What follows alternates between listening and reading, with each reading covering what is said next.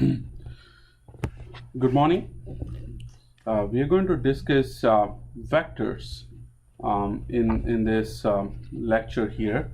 I hope you have watched the first video lecture where we talked about what physics is, and then we also discussed the first principles. And I also hope you read the syllabus. If you haven't done so yet, please do. So let us quickly recall what we discussed in the last lecture. So particularly, let us recall what we talked about as substance and properties. We talked about physics. We asked ourselves what is physics, and physics is the study of physical things, and physical things are something now but can become something else later. And a substance is something that exists by itself. For example, water in a glass, right? Or a cat, or a stone. A substance that exists by itself. And a property is something that exists in a substance. For example, coldness, or color, or height, or shape. And we also looked at these categories of properties, which is QQ, rare poet, quantity, quality, and the other properties. And we had seen that these first two properties are intrinsic, in that even if you have a single substance, it can have quantity, which is extension, having parts outside of each other. For example, if I take a ruler, right, I can say this part is outside another part, right? That is extended, right? And then we talked about qualities, mood or manner of existence. We talked about properties like color, for example, or if I touch this glass of water, I may feel a certain coldness, right? And we talked about these properties, and these rare point, these properties are extrinsic. For example, relation. This ruler is longer than this one. So we are comparing, right? So with that in mind, now let's discuss what a vector is. So all our knowledge begins in our senses. So for example, now if you look at this room, you're able to see the walls, you can see a window, and then you can see the floor, right?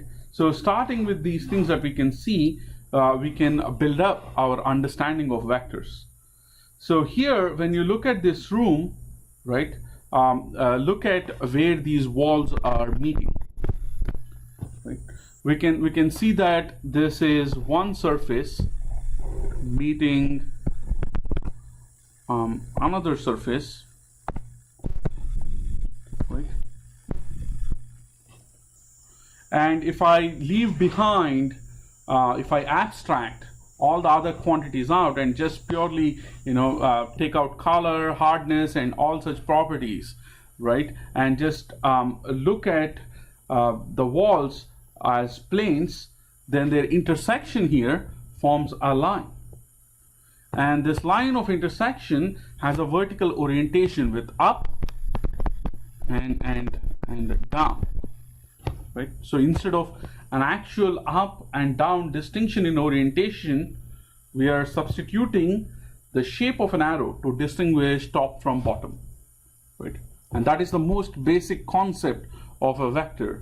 That is, it has a length and a direction, right? So we can have different types of vectors. A vector that is longer than another vector, right? For example, this is a short vector. This is a vector pointing in a different direction, so on, so forth. But these vectors are purely quantitative vectors. What do we mean by this purely quantitative vectors is that here, when we talk about magnitude and direction, we literally mean quantity. So here, for example, if I look at these trees, right? So I can draw a direction here and a magnitude. That is, I can the height of the tree, which is a quantity, right? I am denoting that as a purely quantitative vector. Then there are vectors by analogy. Here the vectors are not literally referring to length and direction, but here the vector means magnitude and direction of a quality.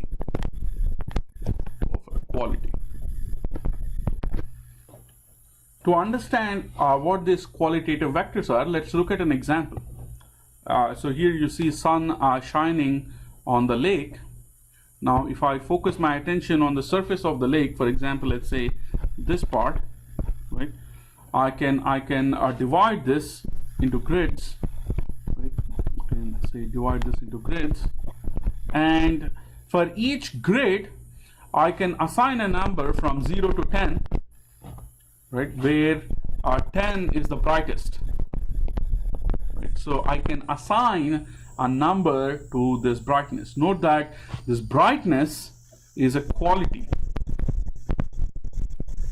Nonetheless, I'm assigning a number to this brightness, and then that is the magnitude here. It is magnitude of a quality.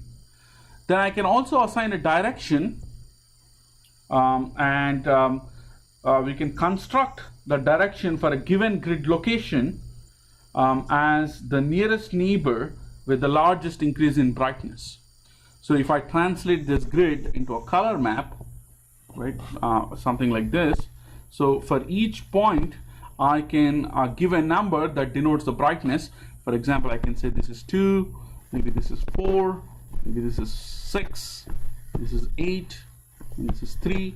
So I'm putting in a number to denote the brightness, and then a direction is pointing towards the nearest neighbor that has the largest increase in brightness. So if I look at this grid here, that vector would be pointing this way, right? If I look at this grid here, that vector would be pointing maybe this way, right?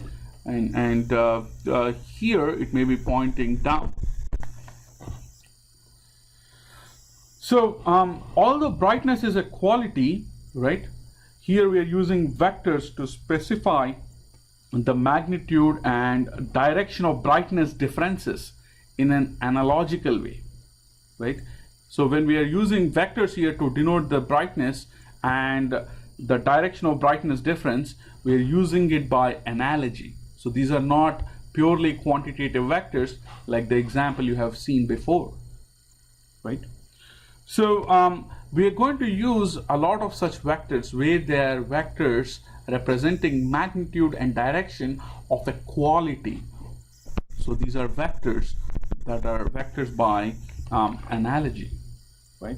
So you have studied mechanics, and before we go there, another example of that qualitative vectors is, you know, if you look at your remote, for example, TV remote, you see this plus and minus, right? So this is to increase the volume or decrease the volume. This is a direction in a way, and I am increasing or decreasing the intensity, right? So that's how we are building vectors by analogy to denote magnitude and direction of qualities, not quantities, right? Another example that you may have studied in mechanics is, for example, the velocity vector, right? It represents speed and direction of a runner at a given moment, let's say, right? It's a combination of length and time, right? So it's a combination of length and time. Here there are different levels of abstraction when we talk about the velocity vector. The first layer of abstraction is, the first layer of analogy rather, is that we are treating time as if it's a quantity. Recall when we talked about the properties of substances, time was the last thing on that list. It's not quantity. It is we are treating as if time is a quantity while looking at the velocity vector. And the second layer is we define the magnitude. For example, you know, if I say the magnitude of velocity is 10 meters per second, this is a ratio, right? It's a ratio where we have a quantity, meters, and then here we have time, and we are treating it like a quantity, right? And these vectors can also be functions of time.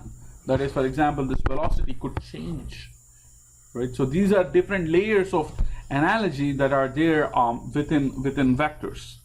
So we can define a vector in a very general way like this, and recall that whenever we are studying things, when we ask what is that, or what a thing is, we go from general to specific.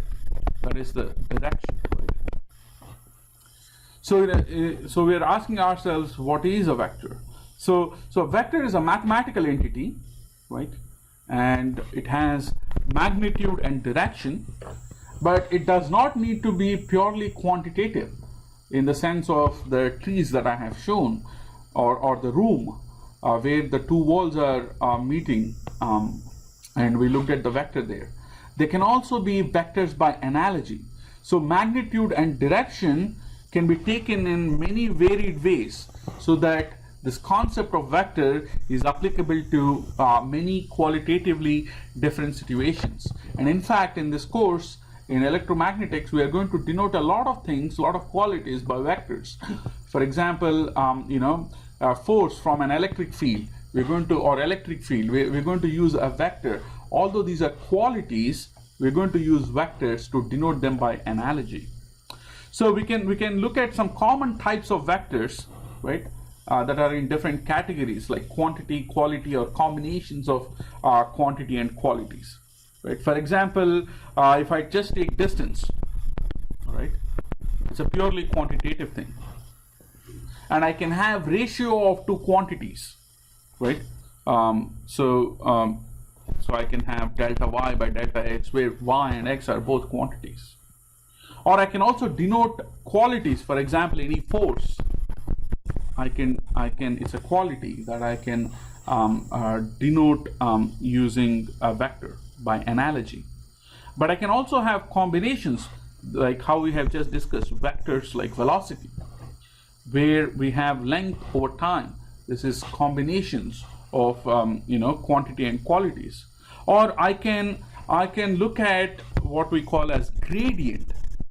This gradient is going to be very important in this course again, and we're going to look at what a gradient means later after we introduce differential calculus. But for now, a gradient is, we are looking at change of intensity in a quality over, say, a distance, right? So we're looking at some intensity change over distance. Here, the change of intensity, like the change in brightness that we have seen in the example of a lake, that brightness is a quality, and we're looking at that change in intensity by assigning numbers. But when we're going from one grid to another grid, that's actual distance, that you're going from one place, one spot on the lake surface to another spot. Right, so we are looking at change of intensity in a quality like brightness over a distance. So it's a combination. It's a vector by analogy, and this is another example, right? So now we can have, now that we know what vectors are, we can look at what vector fields are. So essentially, in a vector field, we assign a vector to each point in space, right? For example, if I look at this picture of this forest, I can have, this tree is this tall, right? This is this way, right? And this is this way, so on and so forth, right? So I can denote this like this with vectors, and this is a vector field. Here again, we have a vector field of purely quantitative vectors here, while denoting the trees.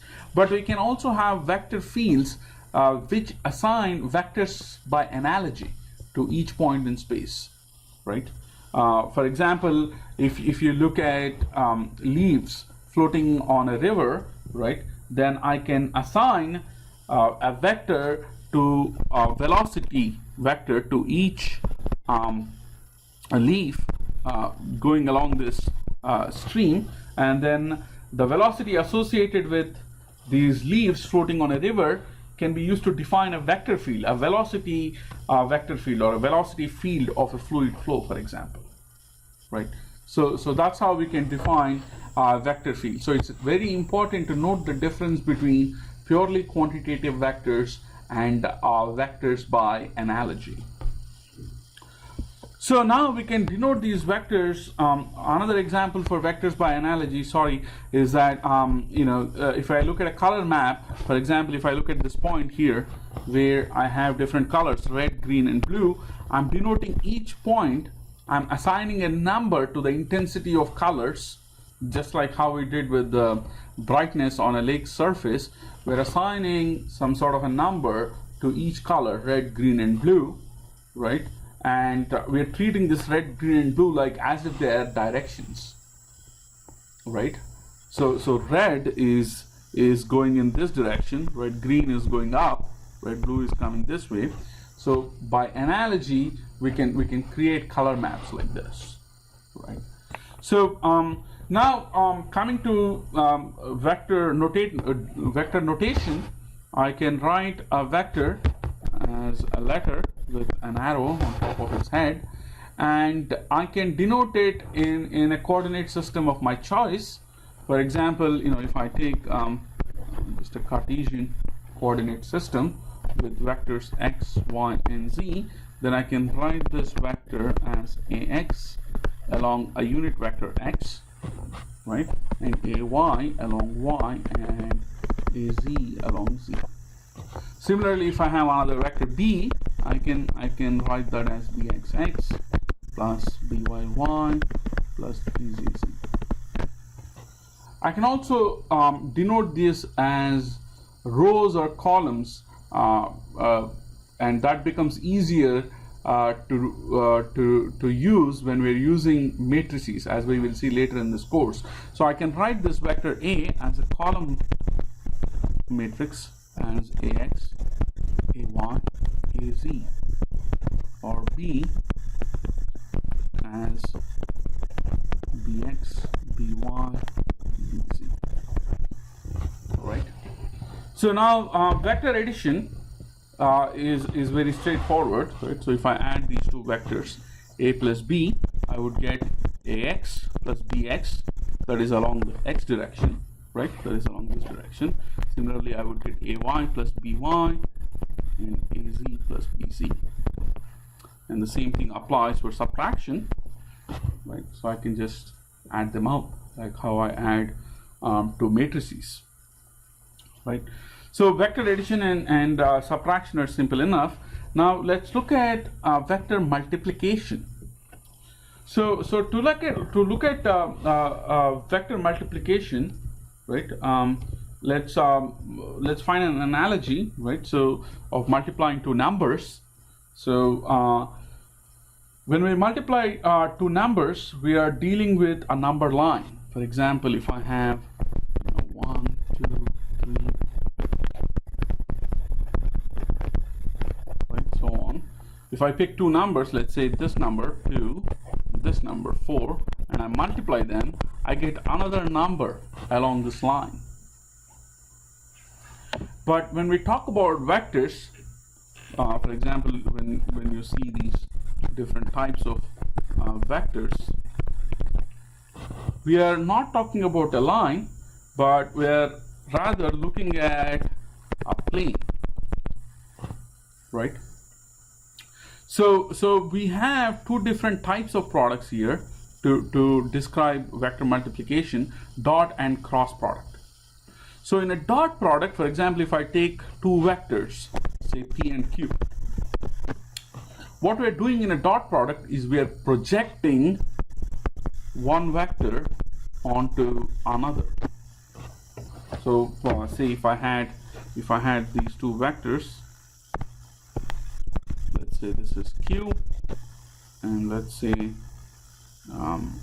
this is p, right? When I do a dot product, what I'm doing is essentially seeing how much of q is projected along p.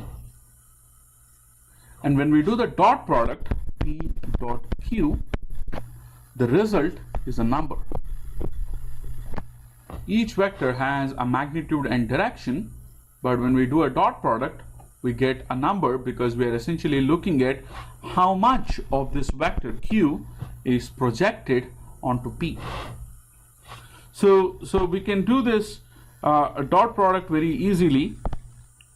For example, if I have vectors A and B, right, then I can write these vectors AX, AY, AZ, AX, BY, BZ. And when I do the dot product, I can flip this into a row and this into a column. So when I do the dot product, I get AX, BX, AY, BY, and AZ, BZ. So A dot B would be AX, BX, AY, BY, plus AZ, BZ. If we are using a notation, right, of Einstein's notation, we could just write this as AI, BI, where I denotes each direction and you are summing over all these directions. But whenever an index is repeated like this, you are just simply summing over. That means I first take I is equal to X, so I get AX, BX. Then I take the next, I make I is equal to Y, then I get AY, BY, then I is Z, then I get AZ, BZ. And because this I is repeated, we just simply sum over these. So this is a compact notation. So I can just say A dot B is equal to AI, BI, right? So a dot product is essentially projecting one vector onto another, right? And another thing with dot product is, what if I take dot product of A with itself, right? So A dot A, right, gives me simply A square, right? So then I can that would give me essentially AX square plus AY square plus AZ square. So I can get the magnitude of vector A by taking the square root of A dot A,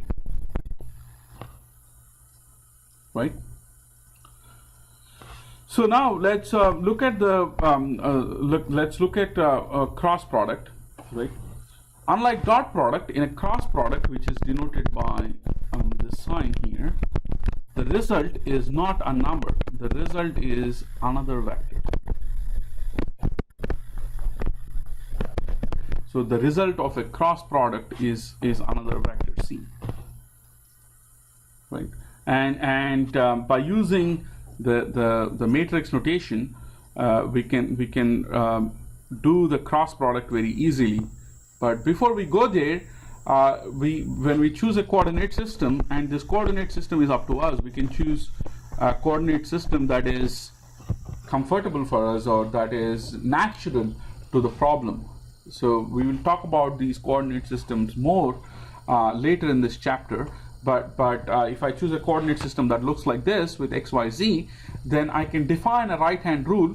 For example, if I am unscrewing a bottle cap, right? If I am turning it this way, the cap comes up. So we use the right-hand rule. So when I go from x to y, I get z. So I get x cross y is equal to z.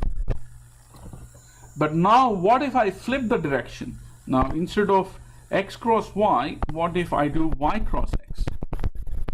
If I turn the bottle cap the other way around, then it's going to go down, right? So I get minus z, correct? So a cross b is not necessarily, or is not equal to b cross a, unlike the dot product where a dot b is equal to b dot a, because there you're trying to project one vector onto another, right? Here, because the result is a vector, x cross y is different from y cross x because you're changing the direction.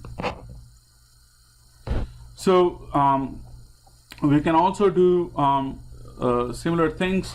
So if I do y cross z, I get x, right?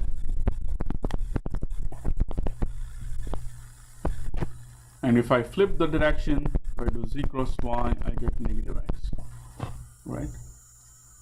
So you can remember this as x, y, z, right? And if you go in this direction, it's all positive. If you go in the opposite direction, right? If you go in the opposite direction, it's all negative, right? So if I do x cross y, I go I go counterclockwise this way, right? So x cross y is positive. If I go in the other direction, this way, y cross x is negative, right?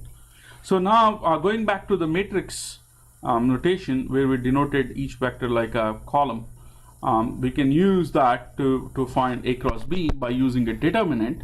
So I can write a cross b as the determinant where I have x, y, z vectors of the coordinate system that I have chosen, and ax, ay, az, bx, by, bz, right? So if I take this determinant, first I close this row, so I have along x, I would have ay, bz and minus az, by, right? Similarly for y, I would have az going to by and ax going to bz,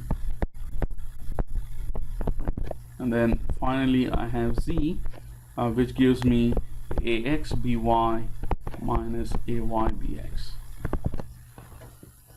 right? So that's what the cross product gives us, right? So now let's look at the volume. So we can combine both cross product and the dot product to find the volume. For example, here I can have, let's denote the height by a vector c and length by a and this by b, right? So I'm trying to look at the volume of this. So if I do a cross b, that gives me the area here, right? And when I do the dot product with c, I can get the volume, right?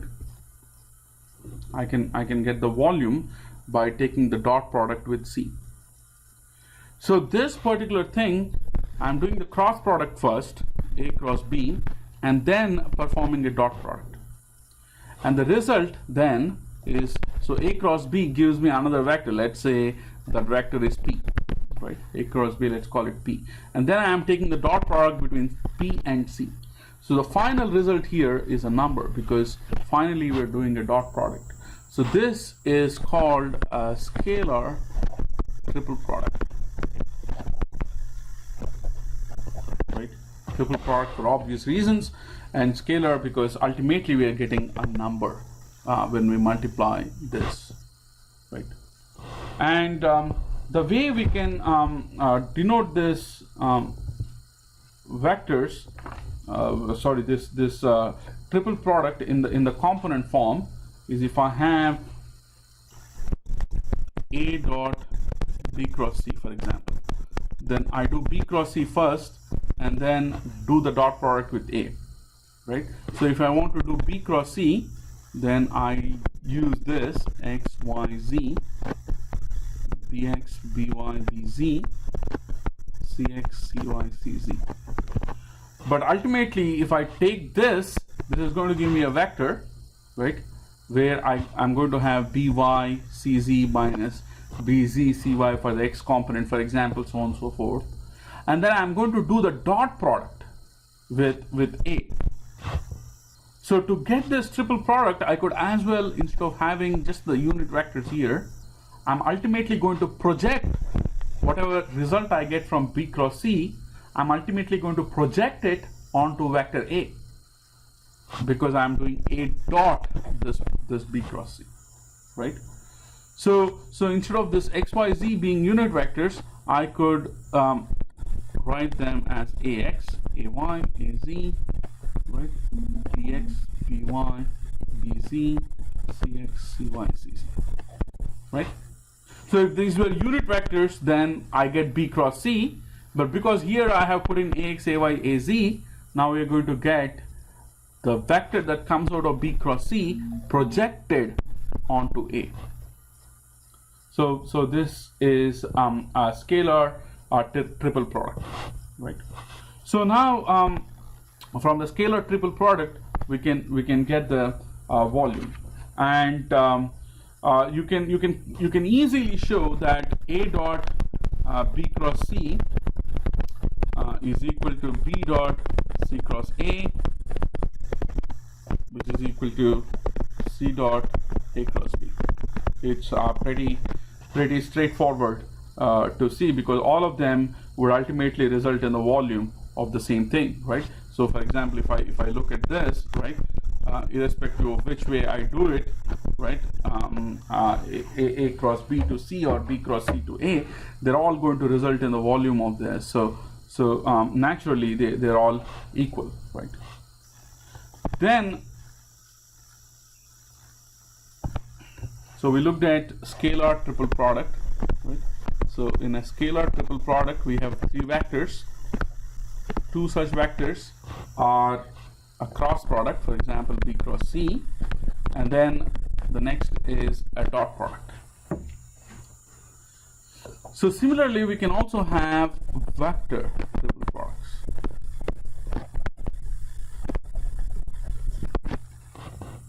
So what do I mean by vector triple products?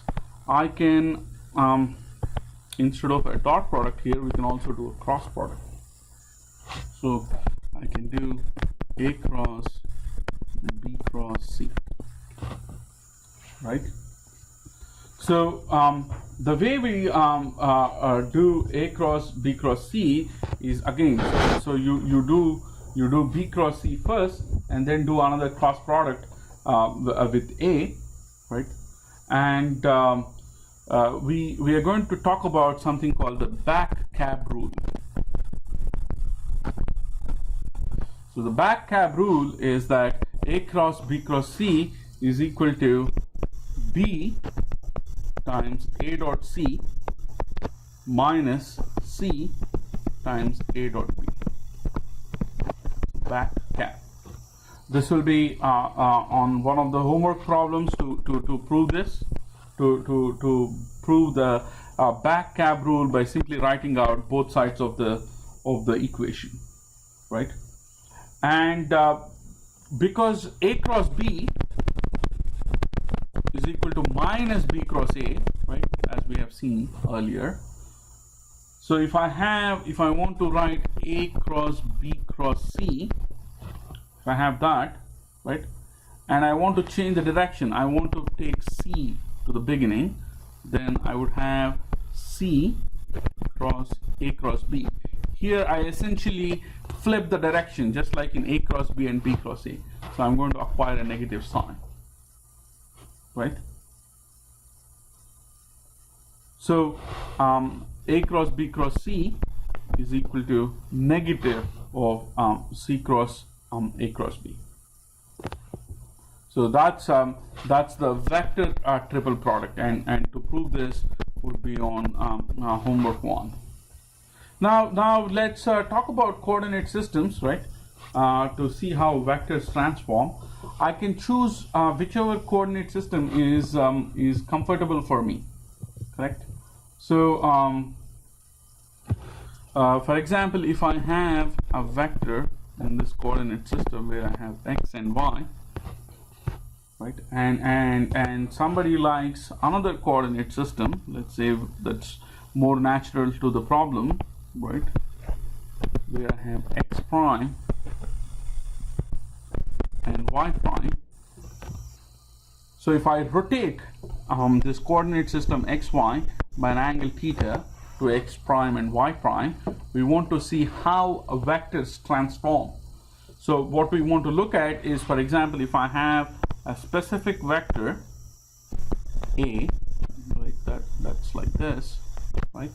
What we are asking is I can write A as AXX plus AYY. But if I change these unit vectors, if I rotate the coordinate system to say x prime and y prime, we're asking what would be these components along x prime and y prime. So how does this vector A transform when we do a coordinate system, when we rotate the coordinate system, right? And that's very easy to see, right? So you can project this vector A, right? You can do a simple projection, right? So AX is simply from simple trigonometry. If this angle is, let's say, phi, right, then AX is going to be A cosine phi, right? So this is going to be the adjacent side. So if this angle is phi, AX is going to be A cosine phi, and AY would be A sine phi, right? But now if I look at the new coordinate system, the angle is this.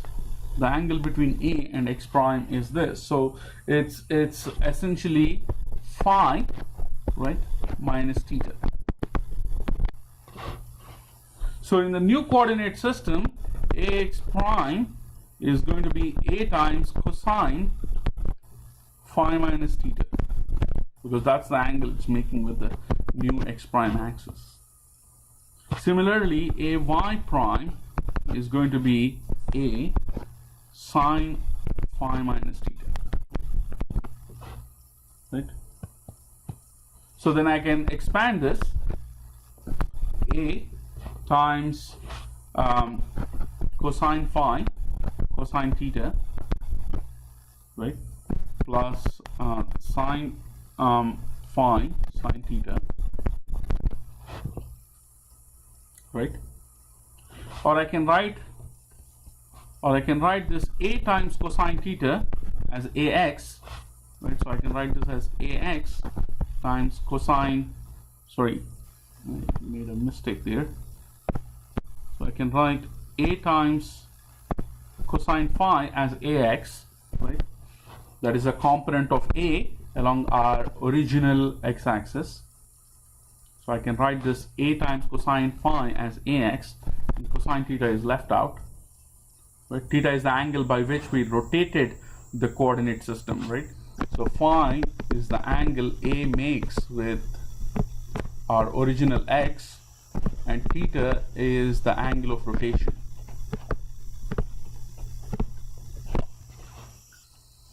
Similarly, I have A times sine phi, which would be AY. Then I have a sine theta, right? Similarly, I can expand sine phi minus theta here. So I would get A times sine phi sine theta cosine theta, right, minus cosine phi sine theta. Again, we do the same trick. A sine phi is equal to AY. Right, so we're going to have AY times cosine theta, right, plus I have A times cosine phi as AX, so AX, and then sine theta. And because that's a minus sign, it should be minus. Because we have a minus sign here, because that's what sine theta minus phi is. So now we got what AX prime and AY prime are in terms of AX, AY, and the rotation angle theta. Right? So I'm going to erase this and write it more compactly here.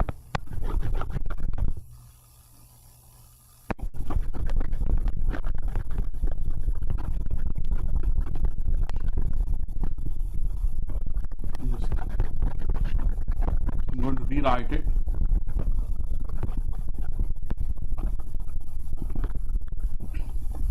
Okay, so what we came up with was that ax prime was equal to ax times cosine theta plus ay times sine theta, right?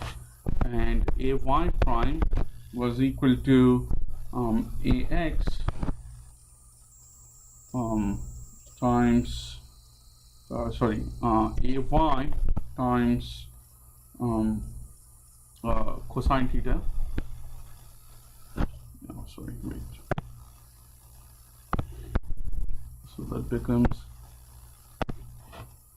ay times cosine theta minus az times sine theta. Sorry, ax, not az. Right? So you can see that we have denoted these components as a column vectors, and that becomes very useful here. So I can write A in the new coordinate system x prime y prime as ax prime ay prime, and A in the original coordinate system as ax and ay, and I can get these relationships as a matrix multiplication. So I can have this as cosine theta, right? Sine theta minus sine theta cosine theta, right? So when I do the matrix multiplication, I would get cosine theta times ax for ax prime plus sine theta plus ay. So that's this relationship here. When I do the second row, I get minus sine theta times ax, that's this term, and then I get plus cosine theta times ay. So when I rotate a coordinate system, I can denote that rotation as a matrix R, right? So the new coordinate system A prime is this rotation matrix times the original vector A. Or like we have discussed in terms of Einstein's compact notation, I could write this as A along a particular direction I is equal to this rotation matrix Ij times Aj. Here J is repeated. That means we're just going to simply sum over that. So let's look at this a little more carefully, right? So we came up with ax prime, ay prime is equal to cosine theta, sine theta minus sine theta cosine theta times ax ay. I'm just going to use this notation for cosine and sine. I'm just going to write it as c with the subscript theta. That means cosine theta. So this indicates cosine theta, and this indicates sine theta. I'm going to use this notation throughout the course, right?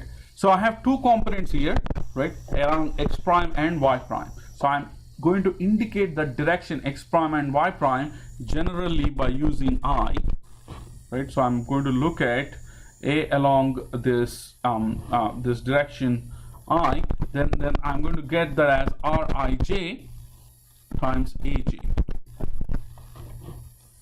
This new prime in the new prime coordinate system, right? So this is just simply a definition of the matrix multiplication. So if I want A prime along x prime direction, then the J index is repeated. So first I substitute for R. I want along x prime, so x prime, right, and J. So I first put in x and ax, then I change this to the next coordinate, right, y and ay, right, and this term is cosine theta here. So I would get cosine theta ax plus this term is sine theta here, so sine theta times a1. So we're simply denoting how a vector transforms when we rotate the coordinate system using a matrix, right?